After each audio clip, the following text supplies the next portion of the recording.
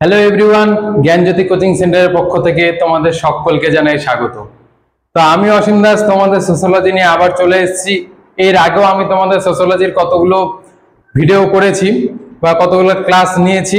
তো যারা এনবিউর আন্ডারে পড়াশোনা করছে এবং যারা আমাদের চ্যানেলটা ফলো করো বা আমাদের ভিডিওস গুলো দেখো, তো তোমরা কিন্তু জানো যে আমি বিগত কিছুদিন ধরে তোমাদের যারা নর্থ বেঙ্গল ইউনিভার্সিটির আন্ডারে পড়াশোনা করছো তাদের জন্য আমি সোশ্যোলজি থার্ড সেমিস্টার নিয়ে বেশ কিছুদিন ধরে আলোচনা করছি এবং আমি আশা করব তোমরা যারা নর্থ বেঙ্গল ইউনিভার্সিটির আন্ডারে পড়াশোনা করছো প্রত্যেকেই নিজেদের সিলেবাস গুলো পেয়ে গেছো এবং সেই সিলেবাস গুলো বুঝতে পেরেছো। আর যারা সিলেবাস পাওনি বা সিলেবাসটা পাওয়ার পরেও বুঝতে পারোনি, তো তাদের জন্য কোনো টেনশন নেই। যারা হচ্ছে নতুন আজকে আমার ভিডিওটা প্রথম দেখছো, তারা দেখবে আমাদের যে চ্যানেল, এই চ্যানেলে কিন্তু তোমাদের নর্থ বেঙ্গল ইউনিভার্সিটির আন্ডারে যে সিলেবাসটা দেওয়া হয়েছে, থার্ড সেমিস্টারের জন্য যে সিলেবাসটা দেওয়া হয়েছে, সেই সিলেবাসের উপরে কিন্তু আমি অলরেডি তোমাদের 3টা ভিডিও করে দিয়েছি।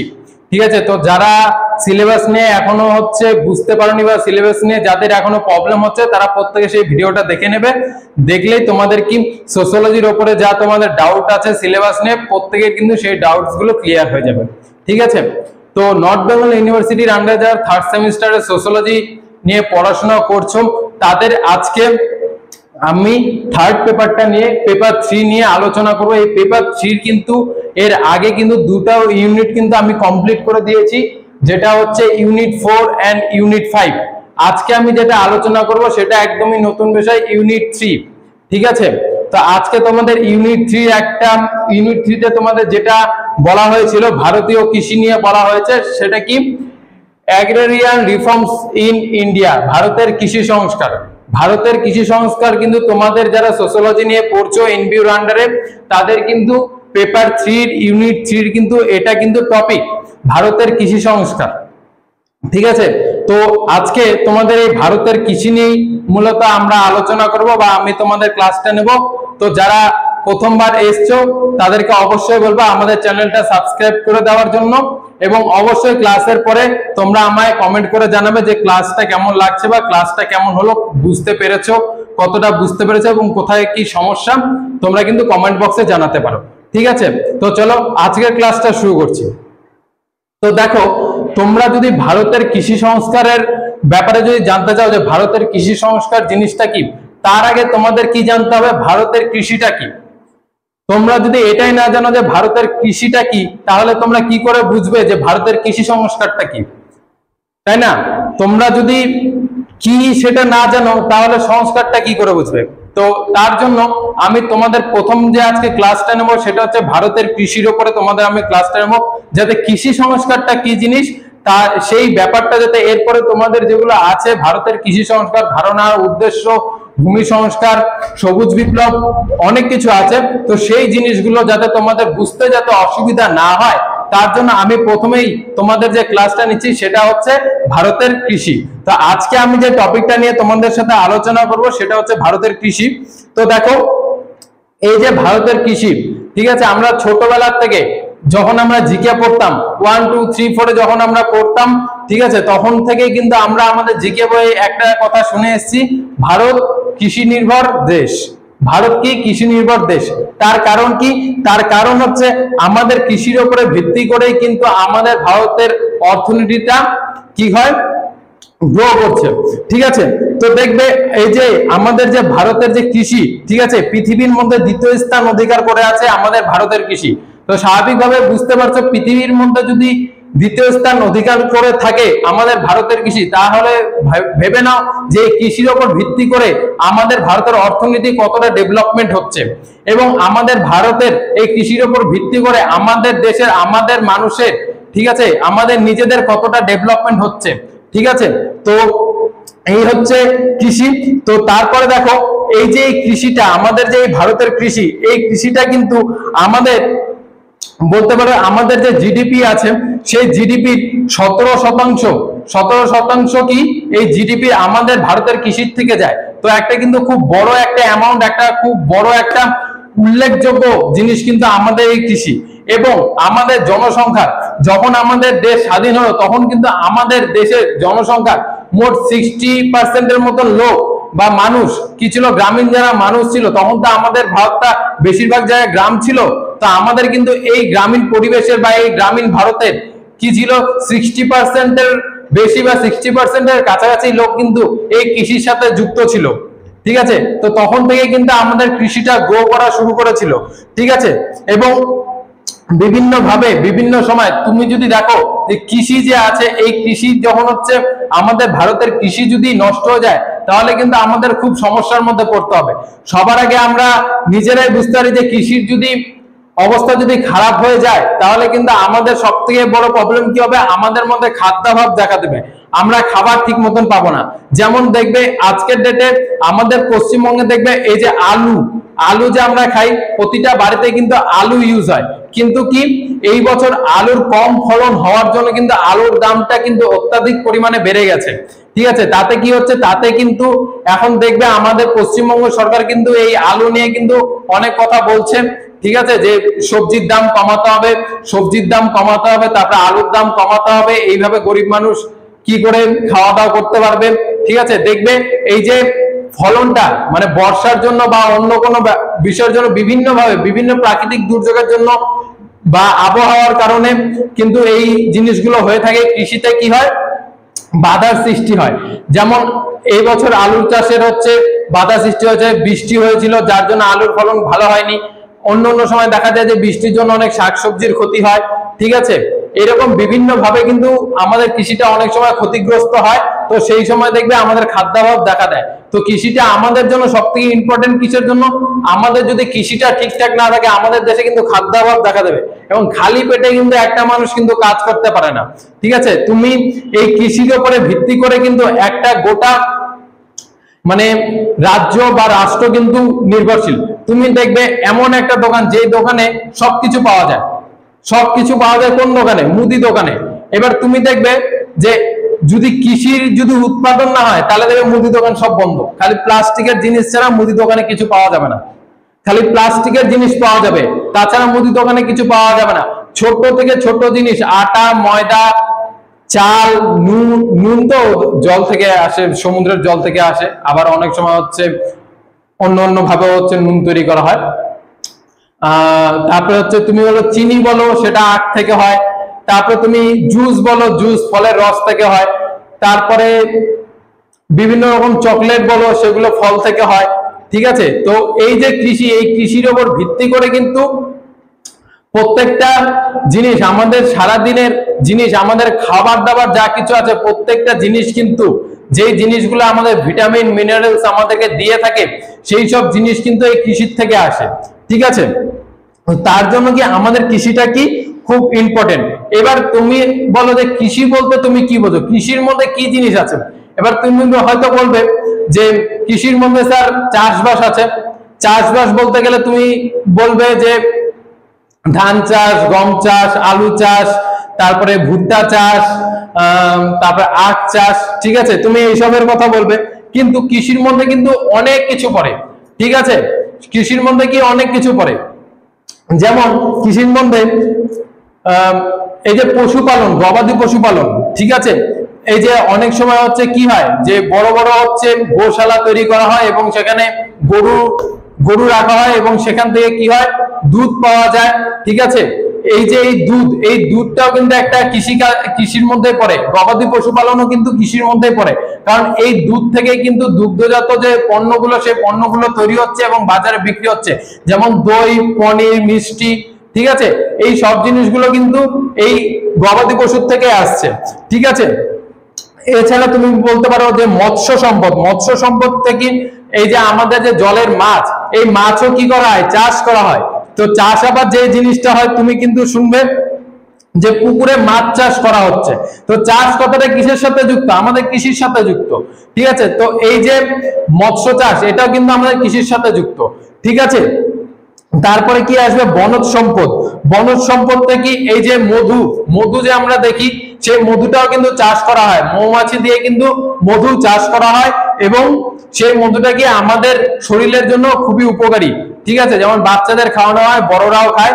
ঠিক আছে, তার জন্য কিন্তু মধুটাও খুব উপকারী।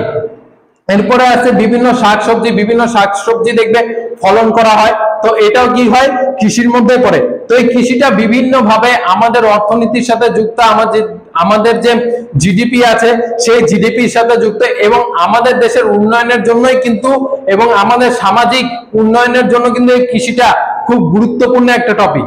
ঠিক আছে, তো এই ছিল কৃষি। এবার এই যে কৃষিটাকে আমাদের ভারতে কিভাবে মানে কন্ট্রোল করা হয়, আমাদের ভারতের কেন্দ্রীয় যে সরকার আছে সেই কেন্দ্র সরকারের একটা দপ্তর তৈরি করা আছে বা একটা ডিপার্টমেন্ট তৈরি করা আছে, যার নাম হচ্ছে department of agriculture and farmers welfare. ঠিক আছে, কি নাম?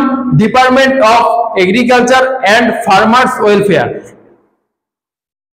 তো হচ্ছে আমাদের যে কেন্দ্র সরকারের কিন্তু এই দপ্তরটা আমাদের গভর্নমেন্ট অফ ইন্ডিয়া থেকে তৈরি করা আছে। এরা কি করে, এই দপ্তর থেকে কি হয়, আমাদের কৃষির উন্নয়ন প্রকল্পের কাজগুলো করা হয়।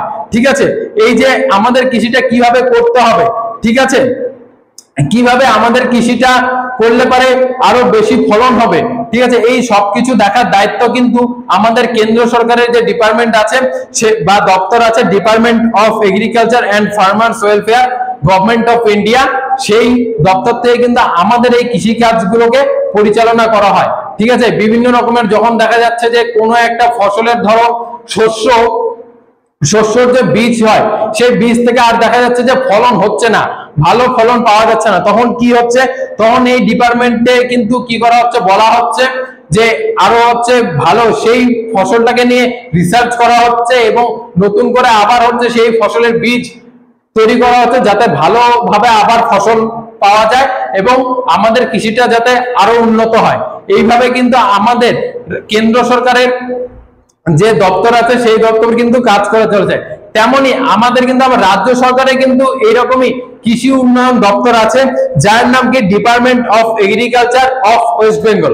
Department of agriculture of West Bengal এই সংস্থাটা কি রাজ্যের মধ্যে কাজ করে। আমাদের পশ্চিমবঙ্গে যারা বসবাস করে তাদের জন্য বলছি যে আমাদের যে পশ্চিমবঙ্গের যে এগ্রিকালচার ডিপার্টমেন্ট আছে তার নাম কি department of agriculture of West Bengal.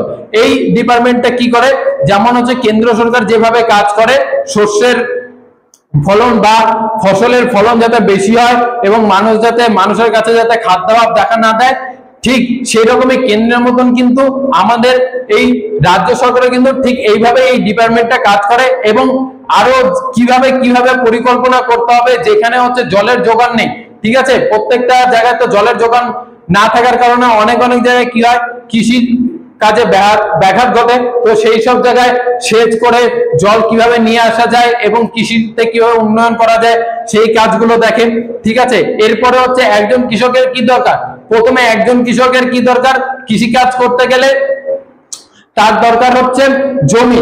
ঠিক আছে, জমি দরকার। তো সেই ক্ষেত্রে কি হয়, আমাদের দেখবে এর পরেই মানে কৃষির যে দেখবে সেখানে দেখবে সেকেন্ড টপিকটা আছে ভূমি সংস্কার। ঠিক আছে, ভূমি সংস্কার। তার জন্য কি কৃষককে, যেই কৃষক হচ্ছে ভূমিহীন কৃষক, ঠিক আছে, যার হচ্ছে চাষবাস করার মতন জায়গা নেই, সেই সব কৃষককে কি অনেক সময় আমাদের ভারত সরকার থেকে বা আমাদের পশ্চিমবঙ্গ সরকার থেকে কি করা হয়, একটা জমি দেওয়া হয় চাষবাস করার জন্য। ঠিক আছে, চাষবাসের জন্য জমি দেওয়া হয়। ঠিক আছে, তারপরে হচ্ছে কি করা হয়, তারপরে কৃষকের কি দরকার, কৃষকের দরকার হচ্ছে বীজ, যে বীজ থেকে ফসল হবে। তো যে কোনো বীজ লাগালেই তো ফসল হবে না, তো ভালো উন্নত মানের যাতে বীজ আমাদের এলাকার মানুষ বা আমাদের দেশের মানুষ বা আমাদের রাজ্যের মানুষ যাতে পায়, তার জন্য কি হয়, এই ডিপার্টমেন্ট থেকে কিন্তু বিভিন্ন সময় বিভিন্ন নতুন ধরনের বীজ, উচ্চ ফলনশীল বীজগুলো কিন্তু কৃষকদের মধ্যে প্রোভাইড করা হয়ে থাকে। তারপরে কৃষকের কি দরকার, বীজের পরে কি দরকার, এই যে কৃষকের যে জমিটা, যেসব কৃষকের জমি আছে বা যাদেরকে জমি দেওয়া হয়েছে তাদেরকে বীজ দেওয়ার পরে তাদের কি দরকার, তাদের প্রথমেই দরকার হচ্ছে যে সেই ফসলটা ফলন করার জন্য সেখানে কি চাষাবাদ করতে হবে, হাল দিতে হবে। এবার কি হচ্ছে, একটা আগের দিনে দেখা যেত যে বলদ দিয়ে হচ্ছে হাল দিচ্ছে, কিন্তু প্রত্যেকটা মানুষকে তো আর বলদ দেওয়া সম্ভব নয়, আর বলদ দিয়ে করতে অনেকটা সময় লাগে। সেই জায়গায় কি হচ্ছে, বিভিন্ন সময় আমাদের সরকার থেকে কি করা হচ্ছে, সরকারের যে সংস্থাগুলো সেখান থেকে কি করা হচ্ছে, বিভিন্ন ভাবে কৃষকদের ঋণ দেওয়া হচ্ছে ট্রাক্টর কেনার জন্য। সেই ট্রাক্টরের মাধ্যমে কি হাল দিচ্ছে এবং খুব অল্প সময়ের মধ্যে অনেকটা জমি হাল দিতে পারছে এবং উচ্চ ফলনশীল বীজের মাধ্যমে উচ্চ ফলনশীল ফসল তৈরি করতে পারছে। এবং বিভিন্ন সময় বিভিন্ন রকমের সার, বিভিন্ন রকমের কীটনাশক দেওয়া হচ্ছে সরকারের থেকে, এবং বা এই কীটনাশক বা এই সার বা এই ট্রাক্টর জাতীয় যে যন্ত্রপাতি গুলো আছে সেগুলোকে কেনার জন্য অনেক সময় কিন্তু কৃষকদের আমাদের এই ডিপার্টমেন্ট গুলোর থেকে বা এই দপ্তর গুলোর থেকে কি করা হচ্ছে, ঋণ দেওয়া হচ্ছে, এবং কৃষক সেই ঋণ নিয়ে তার কৃষি কাজটা করছে, উচ্চ ফলনশীল ফসল ফলাচ্ছে, এবং সেই ফসল বাজারে বিক্রি করার পরে সেখান থেকে যে মুনাফা অর্জন করছে তার থেকে সরকারের টাকা সরকারকে ফিরিয়ে দিচ্ছে, এবং নিজের রোজগারের টাকাটা নিজের কাছে রাখছে এবং নিজের উন্নয়নের কাজে লাগাচ্ছে। তো এইভাবেই কি আমাদের কৃষিকাজটা ভারতে পরিচালনা হচ্ছে, আমাদের কেন্দ্র ও রাজ্য সহ একই সাথে, কিন্তু আমাদের এইভাবে ধাপে ধাপে কিন্তু আমাদের কৃষিকাজটা চলছে। তো এই ছিল আমাদের ভারতের কৃষি।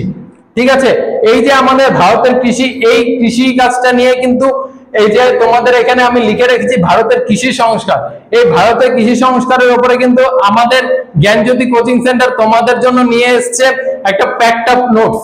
ঠিক আছে, তো যারা হচ্ছে আমাদের এই চ্যানেলে আমাদের ভিডিওটা প্রথম দেখছো তারা হয়তো ভাবছো যে আমি কি করে পড়াশোনা করব, বা যারা সিলেবাস পাওয়ার পরে ভাবছো যে এই পড়াশোনাটা কিভাবে করব, আমি কিভাবে পড়াশোনাটা এগিয়ে নিয়ে যাব, কি করে আমি কোন বই পড়বো। ঠিক আছে, তো তোমাদের আর কোনো টেনশন নেই, আমাদের জ্ঞানজ্যোতি কোচিং সেন্টার তোমাদের জন্য নিয়ে এসেছে একটা প্যাকড আপ কোর্স। ঠিক আছে, থার্ড সেমিস্টারের উপরে যারা আছো তাদের জন্য নিয়ে এসেছে একটা প্যাকড আপ কোর্স। তোমরা এই কোর্সের মাধ্যমে কিন্তু আমাদের সাথে যুক্ত হতে পারো এবং আমাদের থেকে নোটস পত্র, ঠিক আছে, এবং অনলাইন ক্লাসেস গুলো নিতে পারো। এবং তোমাদের যদি মনে হয় যে কোন বই পড়বে, কোন বই পড়ে তোমরা ভালো একটা নোটস তৈরি করতে পারবে, তাহলে আমরাও কিন্তু তোমাদেরকে কি বই সাজেস্ট করতে পারি। ঠিক আছে, যে কোন বইগুলো পড়লে তোমরা ভালো মতন জানতে পারবে ভারতের কৃষি সম্পর্কে, ভারতের কৃষি সংস্কার সম্পর্কে, এবং অন্যান্য যে তোমাদের টপিকগুলো আছে সেই টপিকগুলো সম্পর্কে। এবং যারা ভাবছো যে আমার একটা তৈরি করা নোটস বা একটা প্যাকড আপ নোটস পেলে ভালো হতো, আমার সময়ের ঘাটতি আছে, আমি পড়াশোনাটা কম সময়ের মধ্যে খুব ভালোভাবে করতে চাই, তাহলে তোমাদের আর কোনো টেনশন করতে হবে না। জ্ঞানজ্যোতি কোচিং সেন্টার তোমাদের জন্য নিয়ে এসেছে পিডিএফ আকারে নোট। আমরা কিন্তু পিডিএফ আকারে নোট তোমাদের প্রোভাইড করছি, এবং আমাদের যে অনলাইন ক্লাসগুলো আমাদের কিন্তু আগস্ট মাসের 1 তারিখ থেকে শুরু হয়ে গেছে। ঠিক আছে, তো তোমরা যারা এখনো আমাদের জ্ঞানজ্যোতি কোচিং সেন্টারের সাথে যোগাযোগ করনি, অবশ্যই এই দুটো নাম্বার 6295916282 এবং 7076398606, এই দুটো আমাদের হেল্পলাইন নাম্বার। এই নাম্বারে তোমরা আমাদের সাথে কল করে আমাদের হেল্পলাইন নাম্বারে কথা বলতে পারো এবং আমাদের জ্ঞানজ্যোতি কোচিং সেন্টারের সাথে যুক্ত হতে পারো। আমরা তোমাদেরকে উইথ পিডিএফ সমেত তোমাদের অনলাইন ক্লাসগুলো দেবো, এবং আশানুরূপ ভাবে তোমাদের ক্লাসগুলো করিয়ে তোমাদের ভবিষ্যতে যাতে তোমাদের এক্সাম গুলো দিতে বা পড়াশোনা করতে কোনো অসুবিধা না হয় তার জন্য আমরা তোমাদের পাশে আছি। ঠিক আছে, দেখা হচ্ছে নেক্সট ভিডিওতে, নেক্সট ক্লাসে। আজকের মতন এখানেই শেষ হচ্ছে। তো যারা আমার ভিডিওটা দেখেছো অবশ্যই কমেন্ট করে জানাবে যে কেমন লাগলো, এবং আমাদের এই চ্যানেলটিকে সাবস্ক্রাইব করে দেবে। দেখা হচ্ছে নেক্সট ক্লাসে। Thanks for watching, thank you.